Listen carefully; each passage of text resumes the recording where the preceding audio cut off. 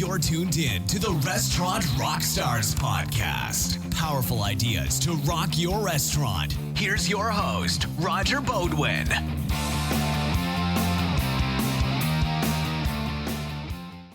Hey, welcome back, everyone. Thanks for being here. It's Roger.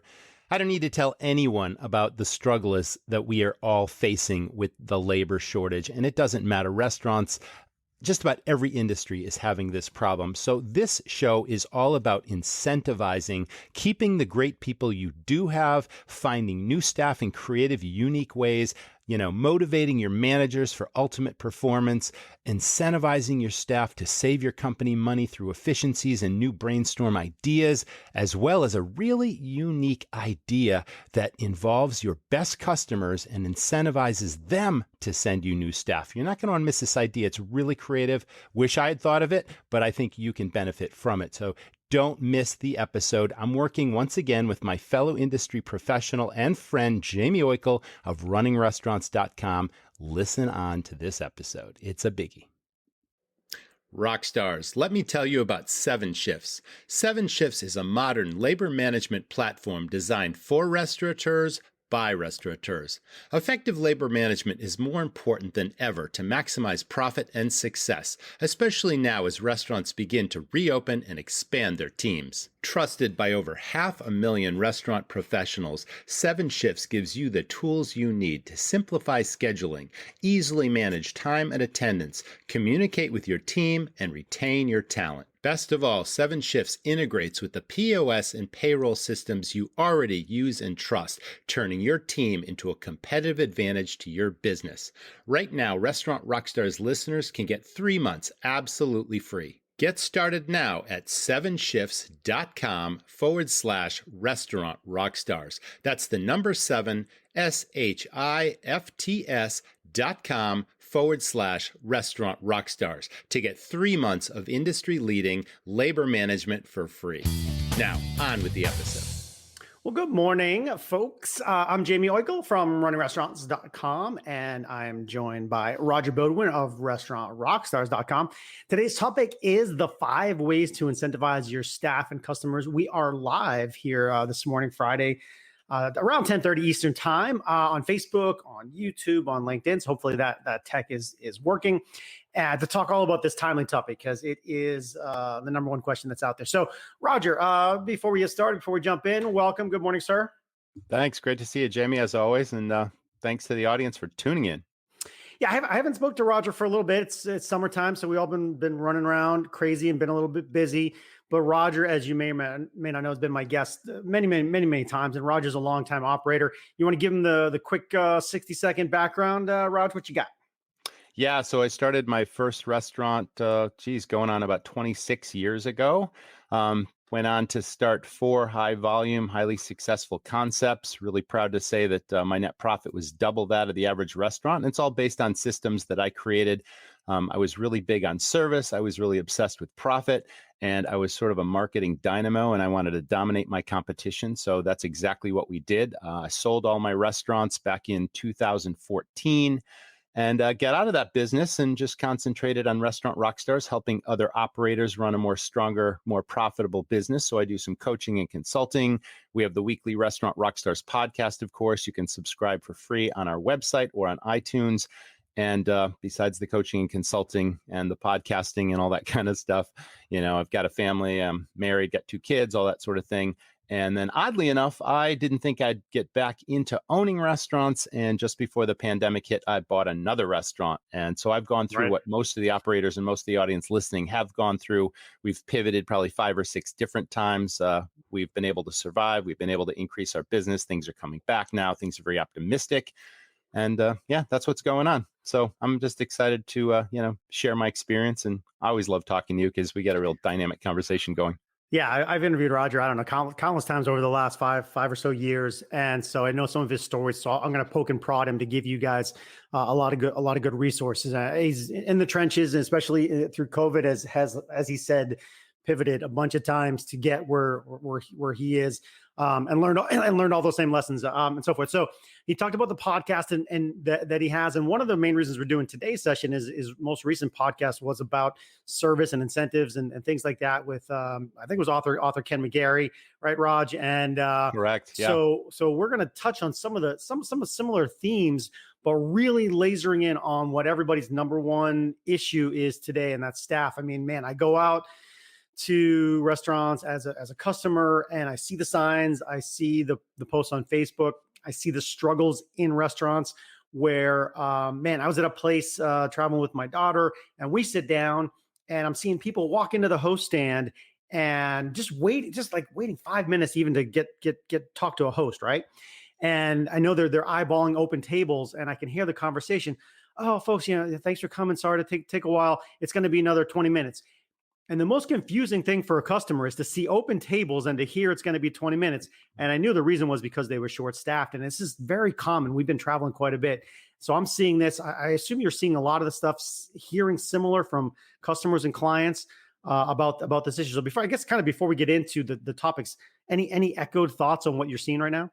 Seeing exactly what you're seeing, and I'm hearing that from clients. I'm seeing that on Facebook groups that I belong to, different social media platforms. I mean, restaurant owners and managers are struggling right now with this labor shortage. Business is picking up, and unfortunately, they're losing business because they can't serve the customers and the demand that's happening because of the short staffing. And the key, really, I mean, the customer, the guest, is the most important person we serve, but they don't necessarily understand what's going on. They don't necessarily care what's going on. They still have very high expectations.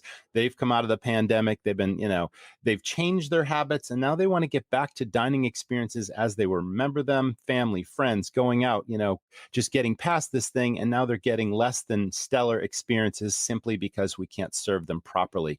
And I do believe that the most important thing is communicating with our guests and our customers on a daily basis, face to face, signage everywhere, explaining the situation. Yes, of course, there are empty tables that need to be seated, but you can't overseat people because then again, the service will suffer, lines out the door, long waits for takeout food. I mean, it's a real slippery slope out there, but it really comes down to communication and just letting people know you're doing the absolute best you can. You're not delivering the service that you would expect, the customer would come to expect, but please be patient with us as we get through this together. Things will return to normal. And we've done a lot of that too. There's been communications in every takeout order, little plaque, little printed cards that kind of explain our situation and thank the guest for their patronage through the pandemic. And now that we're emerging, and then also asking them for positive reviews and just saying, listen, we are doing the absolute best. And then you got to fall on your sword sometimes. If someone has a less than, high expectation experience, we've given out our share of gift cards and we've encouraged people to come back, and that's all you can do. But what you really have to do is retain your staff and find new ones and be relentless in doing so, because it's so hyper competitive in every industry. I'm also seeing, delivery trucks are late, and, salespeople for suppliers are loading trucks. I mean, it's a crazy, crazy situation out there, and it's affecting every part of the business. Yeah, it is affecting everyone. And if I go back to that example that I showed to you, when you talked about not serving demand, I'd say 20% of the people waited, turned around, walked out. And when I see people walk out of a restaurant because they couldn't get talked to, right, most frustrating thing you can imagine. So I'm gonna pull up this number one. We'll get right into this. Keeping your great people who are performing. So listen, yeah, I know it's a challenge to find people, but also you don't want to lose people. I'm seeing a $200 bonus if you sign up with us, $500 bonus if you sign up with us. So the people that you do have, man, they're going, oh shoot, I could grab a quick 500 if I jump ship. And you definitely don't want to lose that. So let's talk about keeping the great people you already have, and maybe that also translates into the way you find new people, right? I really have to start with the government money programs, the restaurant revitalization fund. I'm hearing that they're opening up another round of that based on all the restaurants that, that applied that didn't get the funds. You really need to stay on top of every single program where you can get money that is not a loan, that is a grant, that provided you follow all the rules, you can, get that forgiven and you don't have to pay it back. You have to pay attention to things like the employer retention tax credit, where literally every restaurant qualifies to get get a significant amount of money, up to $5,000 per employee, which is really crazy, but it's absolutely available to you. So if you haven't heard of this program, if you need to figure out how to take care of it or get this money, it starts with either your CPA or accountant or your payroll provider, and they can fill out all the forms for you, make it really simple and easy. And it's well worth your time and anything that you have to pay these people, because again, we're talking about thousands of dollars available that you can then use as incentives for your people. So hopefully by now you've taken advantage of every program and you get the money. But the hourly wages are creeping up. Everywhere you look in any industry, it's really hard to compete in a restaurant when, jewelry stores, lumber yards, other businesses are offering up to $20 an hour to start. I'm seeing this everywhere and it's really crazy. But like Jamie said, you really have to head it off at the pass and not lose the good people you have, because they're the lifeblood of your business right now. So yes, you need to find more, but first you got to motivate, inspire, and create an environment, a culture where people really are happy working for you. And yes, you're going to have to compete with hourly wages. I've had to raise the wages of my key people. We've come up with quarterly incentive programs where they earn it for going above beyond their basic job description. It could be as simple as, a couple $100 every quarter to each person. And I know that sounds like a lot, but it's a lot better than losing these people and losing all the business out the door because you can't serve the people. And obviously with no staff, you'll have to close your restaurant. So you'll also have to raise prices. A lot of restaurants are really hesitant to raise prices, but therein lies that communication. It's like you can't continue to lose margins in an already low margin business because your costs are rising. Your labor costs are going up. Food costs, of course, are going up as well due to, supply and demand situations, supply chain issues. I mean, we've had so many things to deal with in the restaurant business, but don't lose heart. You just have to take stock every day and just keep fighting every single day. So raising prices is important. I can't emphasize enough, Jamie, and to the audience, how important it is to maximize the profit on every single sale that's going out the door. Reevaluating your menu and making sure that everything is contributing a very similar high profit and you're not losing money by selling certain items. When you're short staffed, you might want to pare down your menu and get rid of things that cost you a lot to prepare for the customer, that don't generate a large profit. These are all very, very important steps that are going to ensure your survival and your long-term success. So, those are some of the important things that I would do, that I have been doing, that every restaurant needs to pay attention to. I mean, those small details, pennies equal dollars, and it all adds up to, your survival and your ultimate success. You got to take advantage of all the government money. You got to maximize the profit on every menu item, and you got to motivate and really inspire and make a fun culture where people want to work together and all get through this together. Yeah, I took down some notes, and I think the part about the government money is important because if you have a little bit more cushion from Right. that money, you can feel more comfortable increasing your wages and competing against some of the other opportunities that folks have, where traditionally restaurants are run in a much tighter environment, of course. So you talked about that. Absolutely take advantage of that. There's a lot of, in essence, free money out there, and hopefully they do replenish that, because I know it was the demand and supply was overstripped there. You talked about quarterly incentives. Can you give you throw out an Yeah. example? hmm But let's talk about like bullets What I'm that doing now. I mean bullets that people are hitting. Like, what key metrics are you using? Let's get into that for just a little bit. Yeah, I mean, every restaurant has a different situation based on volume, based on sales each week. You have to do what you can afford to do, but you can't short shrift it and skimp on it either. Because again, like Jamie said, there are hiring bonuses and people will jump ship. And the last thing you want is a surprise where someone comes to you and says, I'm sorry, I just can't turn down $1,000 signing bonus to go over to this company. And it's really tragic that this is happening. But I also want to, well, I'll give you a metric in a moment, but I want to also emphasize that unfortunately, this is not a sustainable situation where you can't continually raise wages by a few dollars per employee every week and give them incentives unless you've got that cushion that Jamie talked about from getting the free money. But once that money is gone, now you've raised the bar on the wages you need to pay. You can't suddenly go to your people and say, okay, pandemic's over, labor shortage is over, and now I got to cut you $3 an hour and no more incentive bonuses. It's like, once you put something in place, you have to be able to live with it long term. And the only key to that sustainability is maximizing profits on every sale and then being a relentless marketer and figuring out ways to fill your seats, to maximize your takeout, to have multiple profit centers in your restaurant. You really have to dial every piece of your operation to be a cash machine and generate money, because it's the only way that you can afford to keep up with rising prices.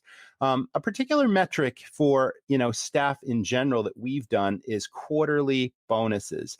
And we started with, and this is staggered. It's very interesting, but people seem to respond to it in our operation. We've given them $200 bonus each person in the first quarter, meaning 3 months from now, if you do a great job and show initiative and really be a part of the team, not just an average employee that shows up late and that sort of thing, to earn your bonus.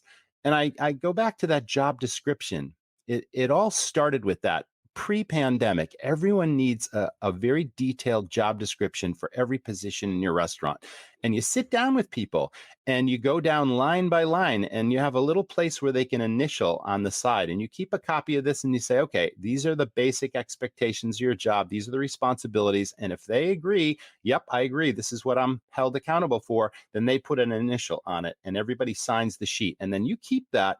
And then when performance varies or it deviates from what your expectations are, if they're not quite meeting expectations, that's when you have to sit them down in private, of course, and say, your job description said this. We all agreed that.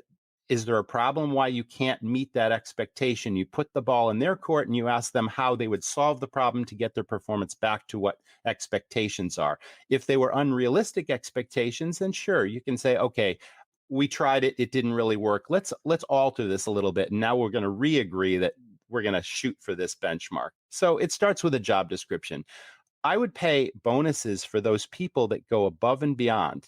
Show a little initiative, show that you're not leaving early and you're the first person to punch out and get out of there, and you don't do your side work, you don't clean the kitchen. You got to incentivize people for the actual performance. But we did $200 in, the first quarter, and then we did $100 the next quarter, and then $200 a quarter again, and then $100. So yeah, over the course of a year, you're paying out, what's that? $600. Yeah, $600 per employee. But again, we have a cushion and we're able to do that. So that's just one example. It doesn't have to be that amount. You have to figure out what works for your operation and what's going to hit home with your staff and how you're going to keep them motivated. And it's all in how you lead as well. If you lead by example, and if you treat people with respect and you build a culture of teamwork, they're more likely to stay, as opposed to the managers that just bark orders at people. They delegate. Yeah, you go do this, you go do that, but you're not really in the trenches with them, empowering them, showing them what the performance looks like, and then giving them regular feedback, not just the cash incentives, but positive feedback saying, wow, great job. I love that you did it that way. Thanks so much for working for us. It's the constant praise, and people feel like they're valued. That is as important as the money is, because they might go somewhere else and absolutely hate where they're going, even if they're getting a signing bonus or a little bit more an hour. In a couple of weeks or even a week, they'll just leave that place. So you got to make sure that you treat them well and incentivize them. Yeah, your culture is actually going to be the dominant factor in retaining. And if they love you, they're not going to move for $100 or $200 if you've set up the structure for their long-term success. And before we move to the next bullet, you talked about that long-term mentality, and I do want that to resonate with folks.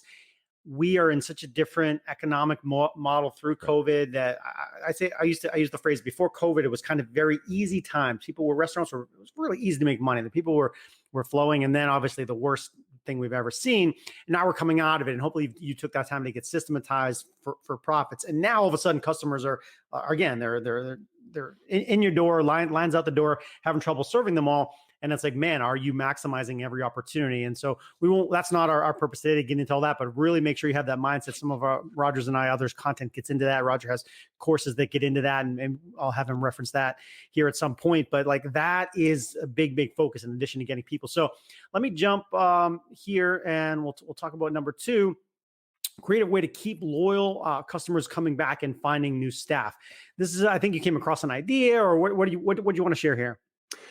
Yeah, I mean, this goes back 2 decades that I've continued to use year after year after year. And this is obviously pre-pandemic stuff, but the concept of trade isn't always thought of by operators. And what I mean by trade is Mhm. you trade, gift cards or value in your restaurant in exchange for services. It really began, the concept began with that.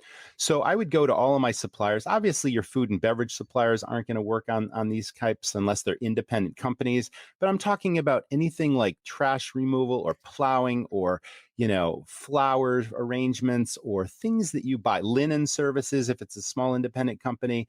And people I found really love to go into a restaurant with their wife and or their partner or their family or whatever it is and just be able to walk in and order things without having to pay for them. And the benefit to you is pennies on the dollar versus paying them cash for their services. When you trade, it's literally the cost of your food and beverage, which is, could be what, 30, 35, 40 cents on the dollar as opposed to paying the dollar. But then I saw an interesting restaurant chain that is actually coming up with incentives for its customers, its guests, by offering gift cards for referrals of family or friends or people they know to work in the restaurant. So this restaurant is offering $200 gift cards to the restaurant to its customers if they recommend someone that applies for a job and then stays for 90 days. And then at the end of that 90-day period, you've got a gift card with $200 on it. It's like, it's simple, right? And they have posters and they have table tents all over the restaurant and they're announcing it on their social media platforms. And I just thought that was I've never done it personally, but I think it's a great idea that I would implement in the future. And I just thought it was a really unique and, cool idea. Yeah, well, it expands. What's the word I'm looking for? Not geometrically. Oh man, there's a math term for that, but it exponentially, the number Correct. of Yeah. people that will promote what you're Hmm. doing. Yeah, Hey, absolutely. just had a great dinner at Jim's Steakhouse. Man, they had a little tabletop and it talked about looking for staff, $200 bonus. Hey, Sue, I know you were looking for some extra shifts, but that sort of thing. It exponentially gets the word out there. So that absolutely is a great way to find people who like your restaurant, know people who are good. They bring them to your restaurant. Very, very good. So I love that. Let's go to you touched on this, and this was a cornerstone of your operations It in was. Maine that was very Still is. successful. Yeah. Make it fun, keep it fun. Hopefully, a lot of operators do follow this. But if you were to give the overview of your mentality on this, how would you say? We touched on the company culture thing a moment ago, and our company culture, it was kind of a mission statement. It was all about creating a team and respectful environment based on hospitality, which of course is the foundation of this business, right? Hospitality, family, and fun. Where it was all about hospitality. We wanted to deliver amazing dining experiences to each and every guest, whether they were takeout customers, delivery customers, sit down in the restaurant customers. Everyone needed to get that hospitality. And we trained our staff every single day in what that meant. The true meaning of the word. It drives this business. Family is where your customers or your guests, I love using the word guests. I mean, not everyone uses that term. My favorite term for customers is guests because they truly are guests as if they were dining in your own home. But where the guests feel like family and the staff feel like family, if you treat everyone with that kind of respect and appreciation, where everyone feels, like they're part of your family, that is such a huge marketing boost. So hospitality, family, and then the fun part. You want the staff to be having so much fun, then it rubs off on the customers where they see that your operation is a well-dialed machine. Everyone gets along together. Everything's humming. Customers can see a restaurant that's really dialed versus one where everyone's running around and it's just chaos. It's very obvious to everyone, and that's harder to achieve right now with the labor shortage. But you got to create that culture where it's also fun, because if it's not fun, people don't want to be there and they're going to jump ship for greener pastures or what looks like fun somewhere else. So yeah, make it fun, keep it fun. And the way to do that also is to reinforce the culture is through rewards programs. Mhm. We're talking about, staff reward. We had both staff rewards and customer rewards because we wanted to encourage loyalty for our customers or our guests to keep coming in. And we certainly wanted to build that foundation where the staff felt like, wow, this is such a fun place to work. And by the way, they give us these great incentives and they recognize people all the time for doing a great job. So, I've sort of beaten this to death. Our program was called Difference Dollars, and we rewarded people every single week for making a difference. That meant going above and beyond the basics. If they saw something that either impacted a guest's experience in a positive way, or they helped out another, team member or staff person because that person just needed help and they jumped in. No one asked them to do it. They just recognized it on their own. They knew it was the right thing to do. And again, that culture, the rising tide theory lifts all boats. If that's the culture you create, then think of the experiences you're delivering to the customer. So anyway, that was the program. We recognized 2 people every single week, and we called our program Difference Dollars. And I gathered the whole team together. I know I've mentioned this numerous times, but for new listeners, we gathered the whole team together in the kitchen 2 different nights, Fridays and Saturdays, when the majority of staff were working. And maybe I recognized that person and caught them doing something amazing. Maybe another team member said, "Hey, Roger, by the way, did you hear about what Sally did this week?" It didn't matter where the idea or the recognition came from, but we would recognize people. And then I would literally gather the whole team together before the doors open for business. And I would thank that person for doing what they did. I would explain exactly what the difference is that person made to the operation, to the customer or guest, or to the staff person. And then I gave them $20 and a can of Red Bull. And I said, keep it up. We absolutely love this. And if that didn't just build the morale every single week, people just couldn't wait to see who was going to get recognized. And then people started going above and beyond trying to win. And we made it fair. Multiple people obviously got recognized more than once, but not, within a couple of weeks' time. We wanted everyone to have a chance to participate. And pretty soon, the bad apples, the C players, the people that just showed up for the paycheck got voted off the island, and it built that culture where everyone was a well-oiled machine. Everyone liked and enjoyed working together. So I recommend you come up with a loyalty or a reward program of your own, come up with a catchy name, announce how it's going to work.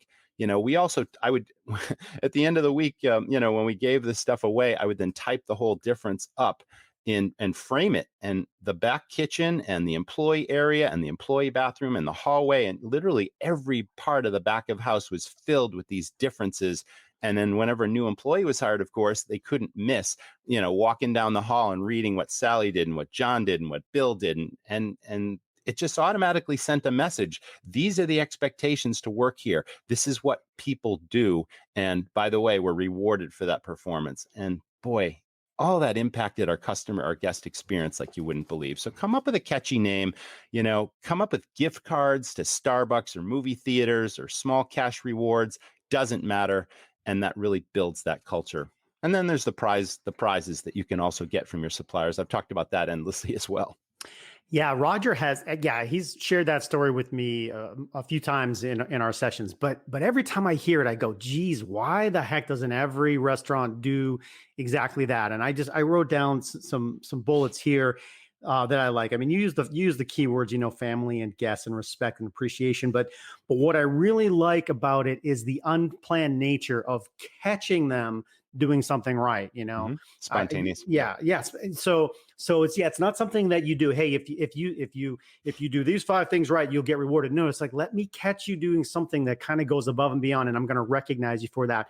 Also, the fact that it's public recognition, that idea of celebrating in a group. So, public recognition, criticize in private. You wouldn't want to bring everyone in the kitchen and criticize someone and call them out. That would be horrifying for them, right? Correct. You want to recognize them in public and criticize them in private, and that's excellent. And then you talk about framing them and putting them in the kitchen. And so now you're walking down this wall. Everybody's done great things. It does. It's expectation. Everything you just said can absolutely be implemented by every type of restaurant, regardless of your concept.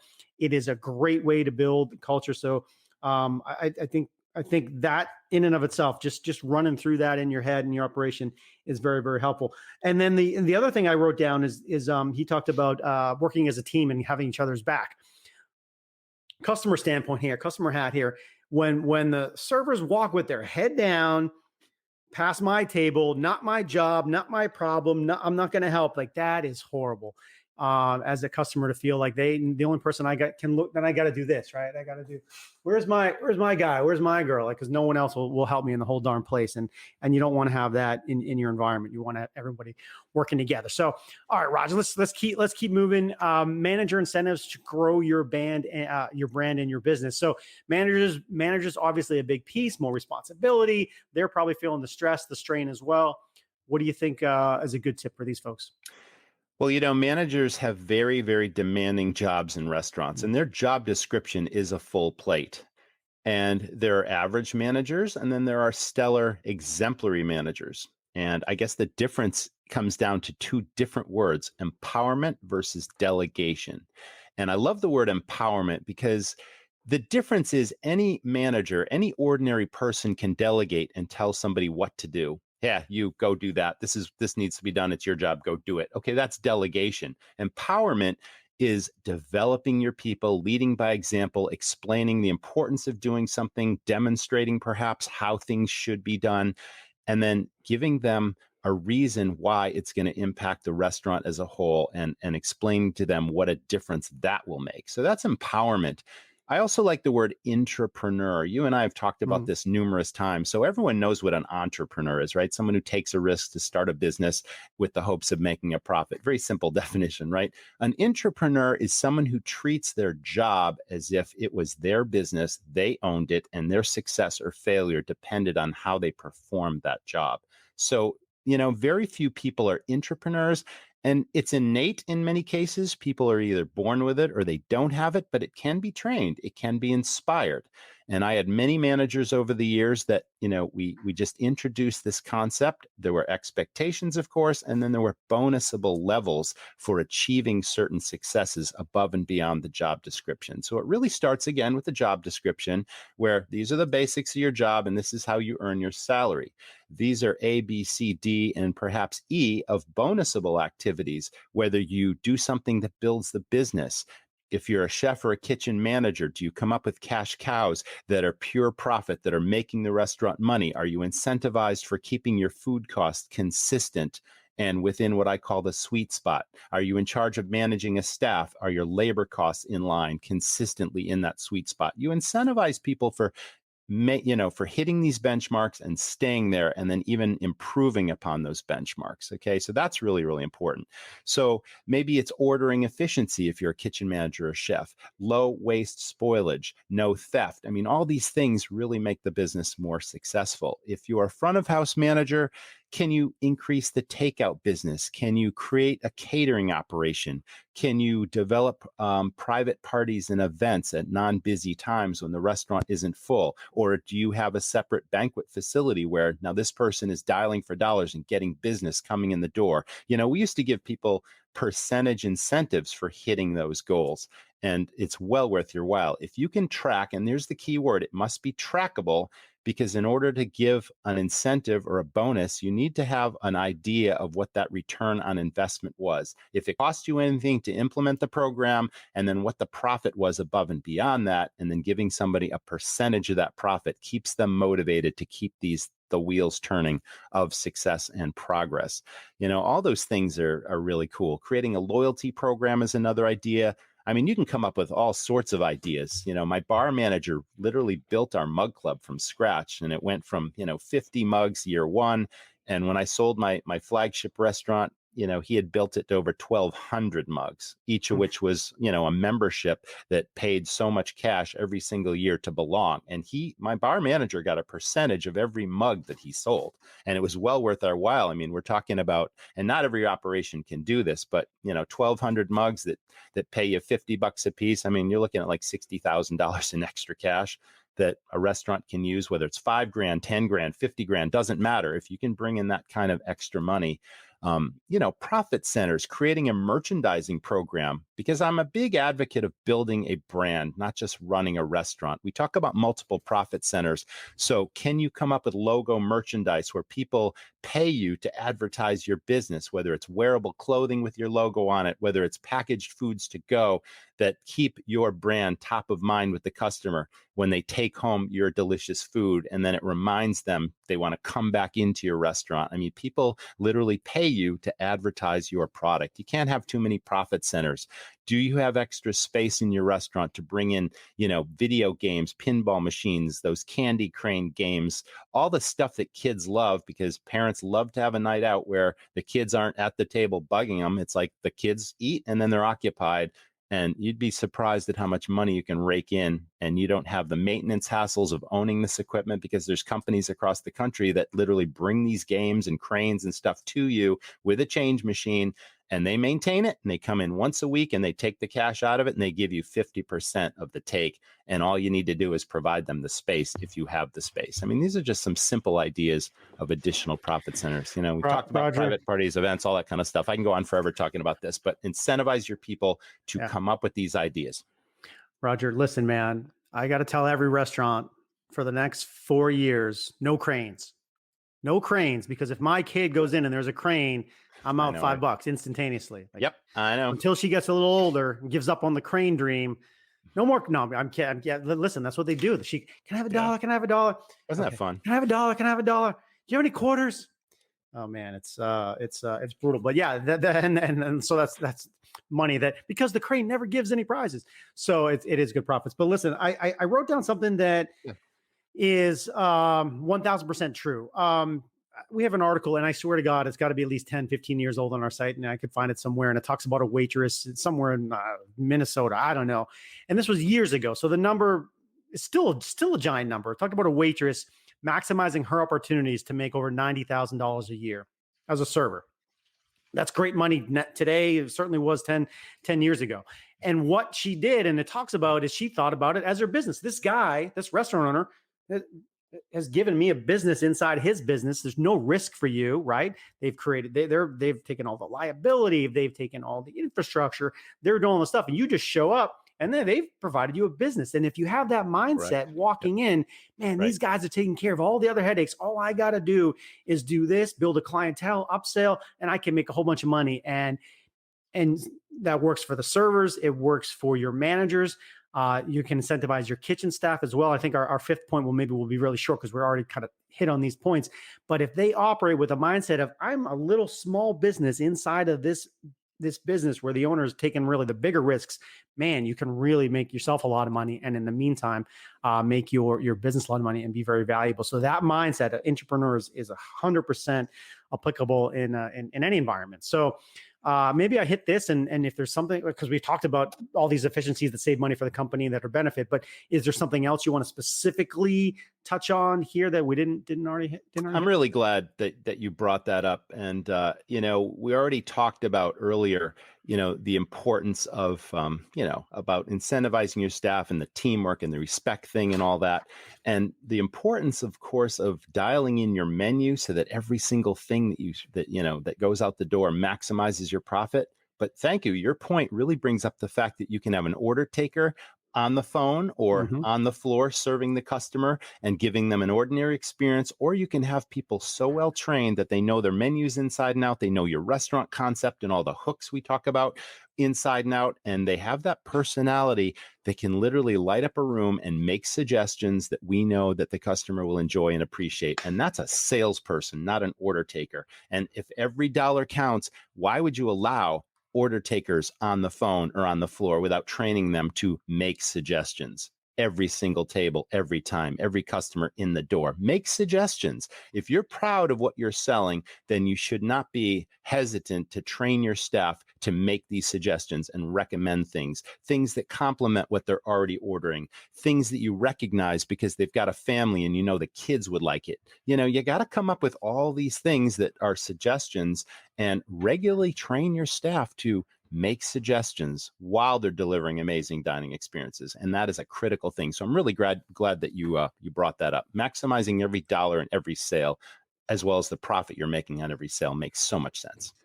Yeah, listen, our goal today was to be on for about 30, 40 minutes. So we're pretty much there. And so let's kind of leave them with that mentality of maximizing each opportunity. And that really wraps up where we are today. You have a restaurant that has gone through a whole shitload of horrible stuff in the last 12 months.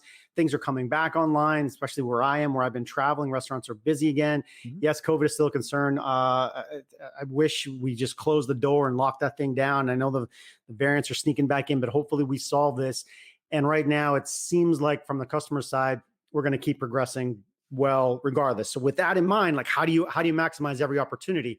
How do you have all the structures in place? So in closing, Roger, let them know about a couple of the programs you have that do that. The Sales Stars was perfect. What you just talked about, like teaching your folks how to not miss an opportunity. It's such an important thing. Like, I'll just put the customer hat back on again, right? I mean, you can literally go to the same restaurant and your bill can be $40 or it can be $100 based on what the server does. It's a bottle of wine, and Roger talks about this and got a great example. Absolutely. But as a customer, sometimes I'm sitting there going, man, I really would like another beer, but they blew the timing. And so then they come around and boom, I forget about it, right? Or sometimes you're in the mood for dessert and they just blow the timing and you don't get it, right? Lost and opportunity. So another beer for me, another wine for the wife, and the dessert, that's more than $20 that they missed out on, right? Yep, and that was early on. And then if the kids are tagging along for dinner too, other opportunities there. They got to have 2 more desserts, right? So it's like, man, all those missed opportunities. So leave folks with what you think about how you have the programs that help with that stuff. What you got? Well, yeah, I mean, it all began with a program you mentioned called Sales Stars, which essentially does that exact thing. It trains the entire staff on the true meaning of hospitality, what customers or guests are looking for, and then knowing your menus and your concept so well that you can make suggestions every table, every time. It talks about the moment of truth where a sale is either captured at that precise moment where the customer is ready and willing and able to buy it, or like you mentioned, oh, the server's not around. I would have had another beer, another glass of wine, but now the opportunity is lost. Think about every table, every time, every single shift, how many of these opportunities are lost every single day that you're operating, times exponentially, like you mentioned earlier, the number of staff you have serving customers. If you've got 10 order takers on the floor and they're missing all these opportunities, you're losing thousands of dollars in sales every single week because these people aren't trained to sell and make suggestions and deliver extraordinary experiences. And I'd like to end that by saying it's not just about the servers and the bartenders, or if you have a quick serve operation, the people over the counter. It's literally every single front of house person that could potentially interact a customer should be trained so well that they can make a suggestion, they can make a sale. When I created Sales Stars program in my restaurant, it wasn't just the servers and bartenders that were selling. It was the hosts that were making suggestions. It was the bussers that didn't just clear tables. They were literally backing up the front of house team. And they could go to the point of sale system. They could order another glass of wine, another beer. They could notice that a customer's glass was empty and asking them, did you enjoy that glass of wine? Can I bring you another? The bussers were trained to do this. I mean, think of how powerful that is when your entire front of house team know their menus so well and they have a skill set where it's a soft sell, it's a suggestion, it's better service. It's not order taking that loses your restaurant money. So that's what Sales Stars is all about. Yeah, listen, man, perfect example too. We go sit down at a restaurant a couple of days ago. My wife had a good special there the last time, and she goes, "Hey," to the host, "Hey, any specials today?" And sure enough, host, no training. "Oh, I don't know, maybe. Let me find out." Like, oh, like how that, like that's like, come on, can we cross that chasm a little bit and make sure they know? Like she would have brought, instead of buying the $12 thing, maybe she gets the $20 item. So have them armed with that ammunition is absolutely vital. So Roger's website is up there on the what's what I'm looking for on the screen on the screen. Restaurantrockstars.com. You can find all his stuff, the podcast. Big backload of episodes there, the content Sales Stars, as well as the Academy and so forth. Our website, runningrestaurants.com, also available for you there. We have a great membership special now on the site, so take a look at that. We've got over 1,200 articles of content that cross all spectrums of restaurant operations, marketing, service, people, and all that tech stuff. You can imagine all that sitting there 24/7, 365 for you to get into. So if you haven't been on the site, please do that. Roger, closing parting thoughts. Man, do I even have oh, look at this. Look at that. Closing thoughts. I want to just sort of re-inspire everyone that is in this business. You got into this business for a reason. Hopefully it was driven by passion, because this is a business of passion. And we should be passionate about delivering our best service, our best guest experiences every single day. We should be passionate about talking to our customers and thanking them for their business and explaining the challenges that we're going through.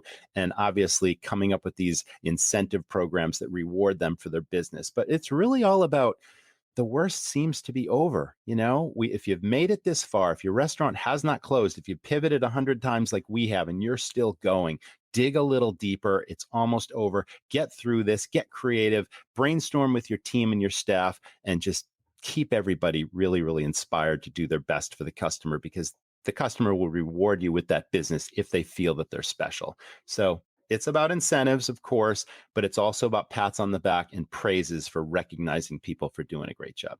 Very good. Very good. I do like that. Definitely say thank you. It's not said enough, and you can't oversay thank you enough. I like the phrase dig deeper because when you're short staffed and everybody's working harder, man, it's like, boss calls you in, hey, can you come in one more time? It's like, yeah, you're digging deeper. And then I love the brainstorm with your staff. So don't forget, these people are super resourceful, whether it's what they know about something new on Instagram or could be TikTok these days, right? They're going to see this other. If let's say you have 20 people in your restaurant, there's 20 people's brains that you can use in your business for ideas, saving money, resources. Make sure you're taking advantage of all the people in your operation and all those spectrums. So we chatted about incentives today. We crossed a lot of other little nuggets along the way. So we appreciate you being with us here. The recording will be out there for folks. So once again, Jamie Oikel from runningrestaurants.com, along with Roger Bodwin from restaurantrockstars.com. Enjoy your rest of your Friday. Enjoy your weekend. We'll see folks soon. Thanks, Raj. Thank you, everyone, for tuning in. It's great to see you, James. Thanks for having me on the show. Appreciate it. Rock stars, Jamie and I are really hoping that you can use some of these ideas, that they've inspired you. They've given you some new direction in which to keep your place optimized and running at top efficiency. And of course, your staff are the foundation of your business. You need staff. It's too bad that this business has been forced to cut back on hours, but it's really all about how do you get creative? How do you do a better job than your competition in building what I call your dream team staff? That's really what it's all about. They won't want to leave if you build a culture of hospitality, family, and fun, as well as throw in the incentives along the way. It's really the only way forward.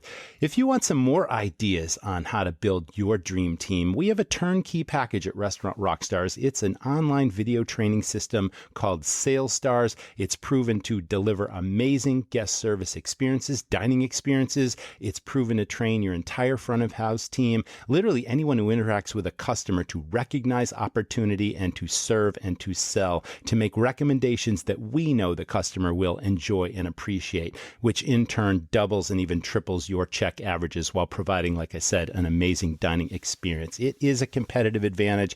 It's been a secret weapon of mine for 23 years in my own restaurant, and we have other restaurants around the world that are using it to similar success. So check that out. It's called Sales Stars at restaurantrockstars.com. Thanks also to this week's sponsor, 7 Chefs, for sponsoring the episode. Thanks to Jamie Oikel for being a great collaborator and partner in many ventures in the restaurant business. We really care about your success. Thanks for tuning in. We'll see you in the next episode. Guys, I've always believed in systems to run a really effective restaurant. They say you have a system if you can walk away and leave your place for a day, a week, or a month, and it's just as successful, just as profitable when you return, if not more so. Now, the staff are really the foundation of this, and it all comes down to the word empowerment. If you've got really great people, and if you can develop those people to have your back, and to run it as if they owned it, treat everything as if they had to pay for it, that's a super powerful system. Once you have the staff in place, it really comes down to 3 things. It comes down to 1, staff training. development, recognition, and rewards to create what I call your dream team. How to empower your team to think and act like owners and to treat everything as if they owned it and had to pay for it. And to deliver amazing guest service experiences to your customers. To serve and sell, because sales are the lifeblood of your business. Not allowing order takers on the floor, but teaching everyone to recognize opportunities and make suggestions that we know the customers will enjoy and appreciate. It all comes down to training, training, training. Number 2, cost controls and maximizing profit. You need to know your critical financial numbers on a weekly basis, and it only takes 10 minutes, but you need to understand these things. How about your daily break even? How much it costs you to open the doors to your restaurant each day? Inventory is not just walking around and figuring out what your order is that week. It's knowing the true value of your goods on hand at any given point in time. And you need this information to be able to calculate your true food and beverage costs. Your labor costs are also important, and running a weekly labor analysis against sales. If you know these things, I can teach you how to maximize your profit and control your costs. And then number 3 is what I call marketing firepower and affinity. You know, affinity is defined as a really powerful sense of loyalty and belonging where your customers become raving fans and they're like an army of brand ambassadors spreading the word for your restaurant. Well, all of this is included in the Restaurant Rockstars Academy. If you really want to take your restaurant to the next level, post-pandemic, things are heating up, customers are coming back.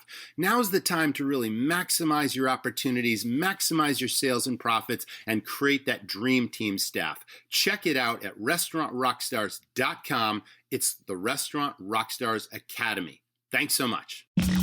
Thanks for listening to the Restaurant Rockstars podcast. For lots of great resources, head over to restaurantrockstars.com. See you next time.